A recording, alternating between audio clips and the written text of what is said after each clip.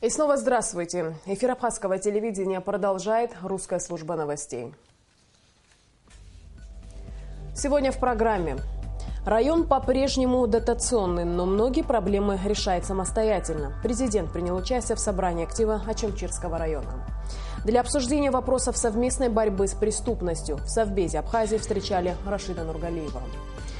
Вода в кранах есть. Введена в строй насосная станция для жителей поселка Ацхода. В Ачимчире прошел актив района, на котором глава администрации Ачимчирского района Хрипс Джопуа отчитался за проделанную работу за 9 месяцев текущего года. В собрании принял участие президент Абхазии Рауль Хаджимба. Репортаж Амра Эмичпа. Бюджет Ачимчирского района составляет 118 миллионов 320 тысяч рублей, тогда как в прошлом году он был почти вдвое меньше, отметил глава администрации Ачимчирского района Хрипс Джопуа, выступая с докладом о состоянии дел в районе. Несмотря на то, что Ачимчирский район, как и прежде, остается дотационным, в этом году из республиканского бюджета получено на 23 миллиона рублей меньше. Хрипс Джопуа не без гордости подчеркнул, что в районе многие вопросы были решены за счет местного бюджета. Вместе с тем, из 263 предприятий, зарегистрированных в районе, только 47 являются прибыльными. Появляются и новые предприятия. Так, в виде налогов только от одного из них в бюджет района поступило более 4 миллионов рублей. По словам Джопуа, порядка 4000 гектаров земли находится в аренде, но эффективно используется лишь 1000 гектаров. При этом глава района обратил внимание, что хорошие показатели у предприятий по выращиванию огурцов и помидоров. Большую часть своей продукции они реализовали на местном рынке. Популярные горячие источники посетили почти 23 тысячи человек. Предприниматели перечислили 2 миллиона рублей налогов. Хрипс Джопуа сообщил, что просьбы сельчан не остаются без внимания руководства страны. Так, прокладываются водопроводы в селах Мукучлоу на общую сумму около 50 миллионов рублей. Ремонтируются проселочные дороги, крыши школ, строятся берегоукрепительные дамбы и многое другое. Планируется также пробурить скважины с питьевой водой в 14 селах. Большим событием для жителей района, да и для всех жителей страны, стала прокладка нового асфальтового полотна на республиканской трассе и в городе Ачимчира. Из местного бюджета на помощь жителям района по социальным вопросам выделено 3 миллиона 800 тысяч рублей, а из госбюджета 6 миллионов. Оказывается помощь пострадавшим от последствий недавнего наводнения. В рамках инвестпрограммы меняются линии электропередачи, реконструируются подстанции, устанавливаются новые столбы. При этом Хрипс Джопуа констатировал, что общая сумма задолженности населения за потребляемую электроэнергию составляет 115 миллионов 175 тысяч рублей. Рекордсменом является село Мук, жители которого должны Черноморэнерго 28 миллионов рублей. В этой связи президент Абхазии Рауль Хаджимба вновь напомнил о критическом состоянии энергетической отрасли страны. И в первую очередь самой плотины Энгургес, которая в ближайшие годы будет закрыта на реконструкцию. И тогда придется закупать электроэнергию в России, где тарифы в разы больше, чем у нас. Хотя в 2015 году российская финансовая помощь не поступила в полном объеме, государство, опираясь на собственный бюджет, изыскало средства на проводимые работы, отметил президент. В условиях все возрастающей инфляции решаются вопросы зарплаты, финансирования здравоохранения, помощи малоимущим, срочных восстановительных работ и прочее.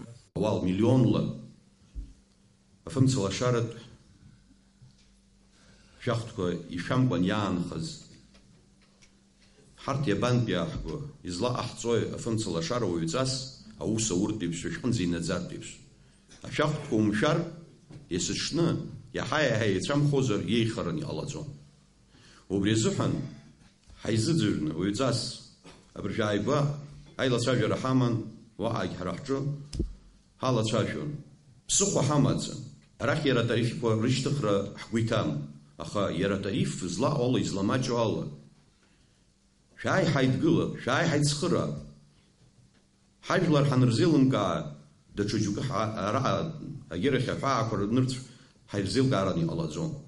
Рауль Хаджимба отметил, что продолжая выплачивать большие кредиты России, в числе которых железнодорожные и банковские, руководство страны выделило 200 миллионов рублей на кредитование малого и среднего бизнеса в стране. При этом, как отметил президент, 95% предпринимателей исправно выплачивают проценты. Амра Эмичпа, Алексей Гухава, Аста Мургожба, Абхазское телевидение. Расширенный репортаж с актива Ачимчирского района смотрите в программе «Амшек Шараяцу» после новостей. Борьба с преступностью и коррупцией стала темой встречи, прошедшей сегодня в Сухуми в рамках плана сотрудничества между Советом безопасности Республики Абхазия и Российской Федерации. Секретарь Совбеза Абхазии Мухаммед Килба принял российскую делегацию во главе с заместителем председателя Совбеза России Рашидом Нургалиевым. Во встрече участвовали руководители правоохранительных органов Абхазии. Подробности в материале Ренаты Шакая.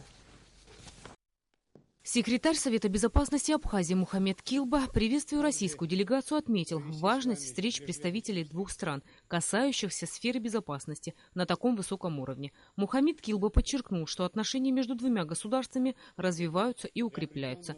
Так, после 2008 года подписано более 80 соглашений и договоров, которые, по его мнению, уже привели к конкретным результатам. По словам секретаря Совета безопасности Абхазии, намечено проведение межведомственных двухсторонних рабочих консультаций по обмену опытом и обсуждению вопросов борьбы с организованной преступностью и коррупцией. Важно, чтобы общество действительно ощущало положительный эффект совместных действий двух стран, направленных на обеспечение безопасности и борьбы с преступностью и коррупцией, подчеркнул Килба. Уверен, что если в результате наших двусторонних встреч, направленных на борьбу с организованной преступностью и коррупцией, общество почувствует положительный результат, значит, мы в какой-то степени добились поставленных целей. Заместитель секретаря Совета безопасности Российской Федерации Рашид Нургалиев отметил, что в июне на встрече с президентом Абхазии Гараулем Хаджимба рассматривался вопрос совместного поддержания правопорядка в нашей республике, что было заложено и в плане сотрудничества между аппаратами Совета безопасности России и Абхазии. Заместитель секретаря Совета безопасности России также отметил, что планируется обсудить вопросы обучения и налаживания рабочих контактов по линии правоохранительных органов. Нургалиев выразил надежду, что работа пройдет в конструктивном формате. По итогам будет разработан план по борьбе с преступностью и коррупцией, а также дальнейшему сотрудничеству. Нашей задачей является определение основных направлений проведения, прежде всего, межведомственных двусторонних рабочих консультаций по обмену опытом работы правоохранительных органов наших двух стран в вопросах борьбы с организованной преступностью и в сфере противодействия коррупции. Здесь присутствуют представители двух государств по линиям деятельности Министерств внутренних дел, органов государственной безопасности, прокуратуры, а также финансового мониторинга и контроля. Рабочие встречи с представителями делегации из России намечены также в профильных министерствах и ведомствах Абхазии. Рената Шакая, Михаил Братухин, Абхазское телевидение. Сегодня же в рамках рабочего визита межведомственной делегации России в Генеральной прокуратуре Абхазии прошла встреча генерального прокурора Абхазии Наура Тани и Рашида Нургалиева.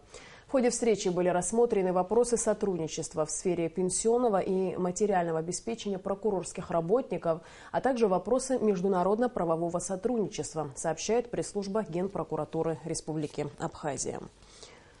Более 10 семей в поселке Ацхыда Ткварчальского района с недавних пор обеспечены питьевой водой. Это стало возможным благодаря финансовой помощи государства, которое выделило средства на постройку коллектора. Работы здесь шли чуть более месяца и были завершены неделю назад. Репортаж Сарисмар. Более 10 семей из этого поселка в городе Ткварчал теперь бесперебойно обеспечены питьевой водой. Это стало возможным благодаря недавно установленной здесь небольшой насосной станции.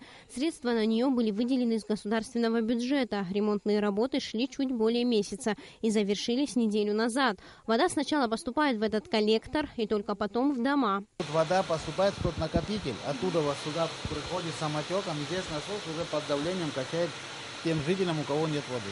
Вот сейчас закачает он и остановится. Воду начнут люди пользоваться, он опять включится. И будет подавать. Вот видите, он остановился. Сейчас воду кто-то откроет, он опять включится и будет подавать. Автоматически. Да, естественно. Жительница поселка Татьяна Аршба говорит, что все послевоенное время не набирали воду из колодца. Вода из ближайшего родника поступала в дом с большими перебоями. 50 лет я здесь живу. После войны у нас не было воды. Служи питались водой. Служи. Наконец, нам провели воду.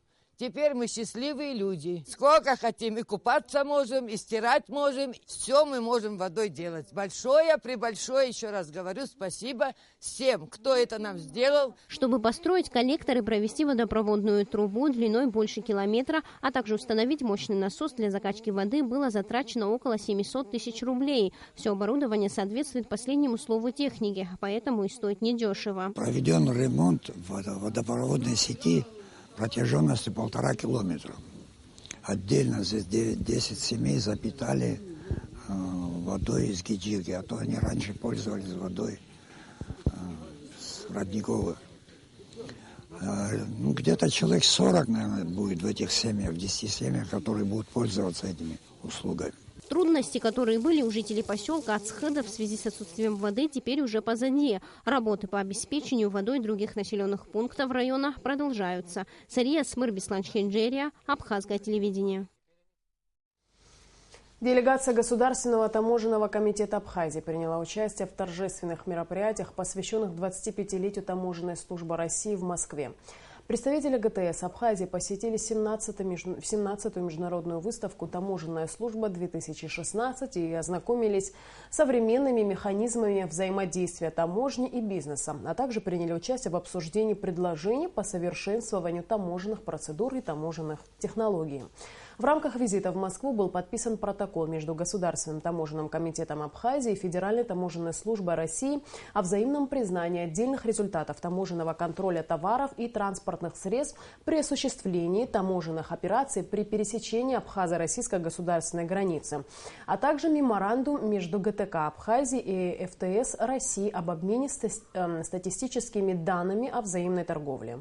Свои подписи под документами поставили исполняющий обязанности председателя ГТК Абхазии Даур Кубахи и руководитель ФТС России Владимир Булавин.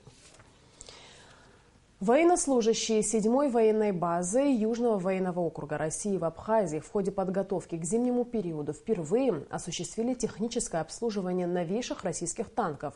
На зимний режим будут переведены сотни единиц военной и специальной техники оснащения. Об этом наш следующий сюжет.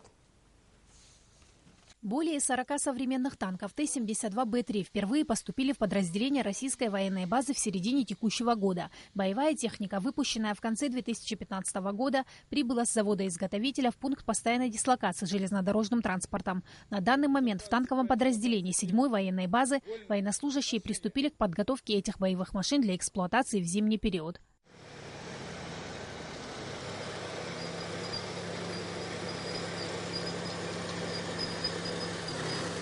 Т-72Б3 – это усовершенствованный и модернизированный Т-72. Изменения коснулись в первую очередь системы управления огнем.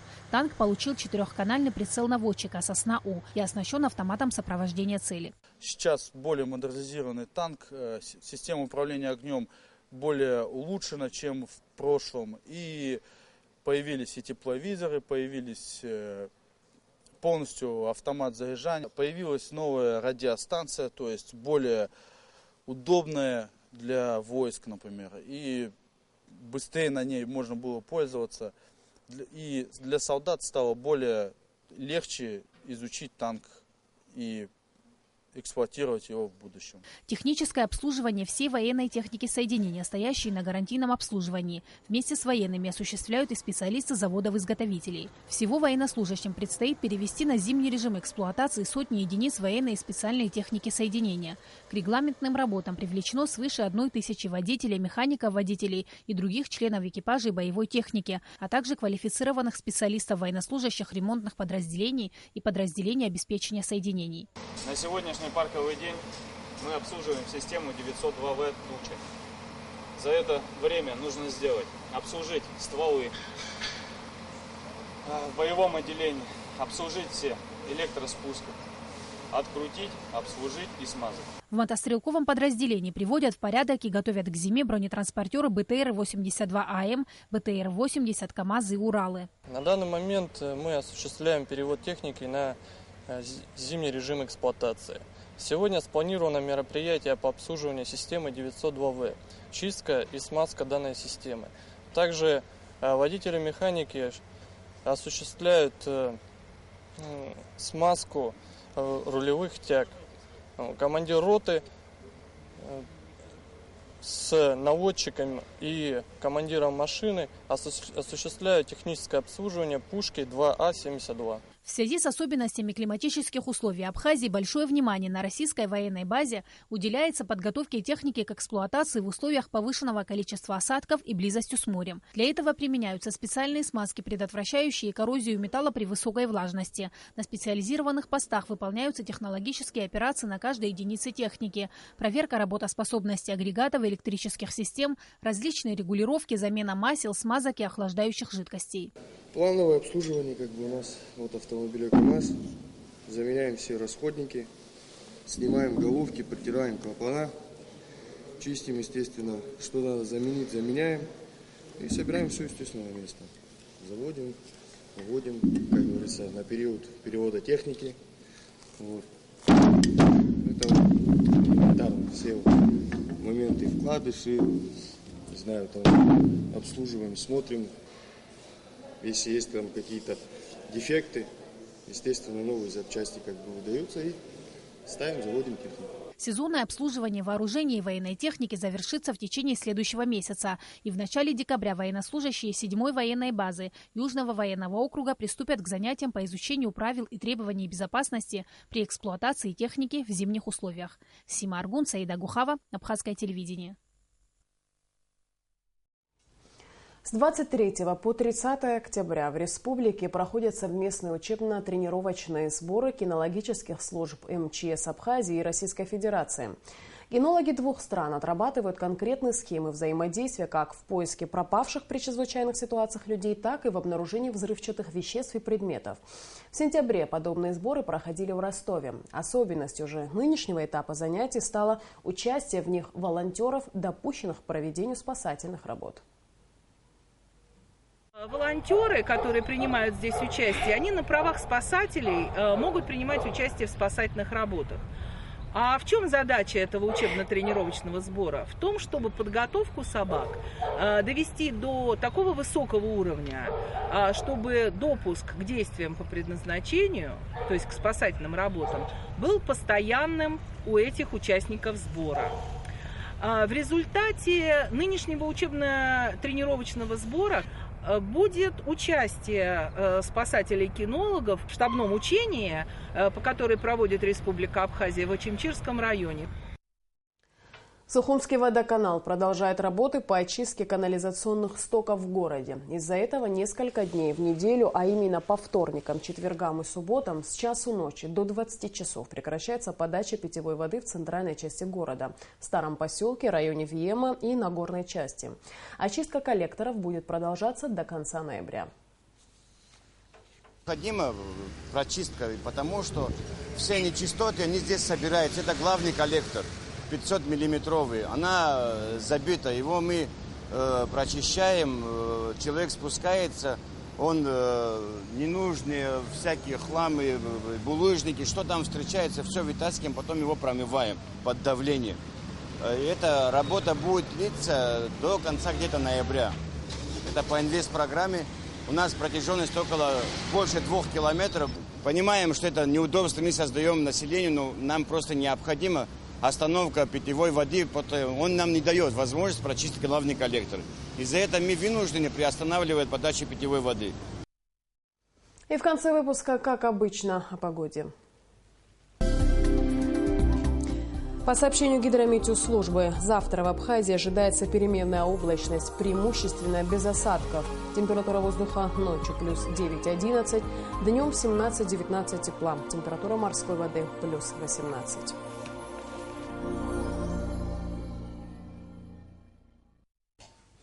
На этом наш выпуск завершен. Всего доброго и до скорой встречи в эфире.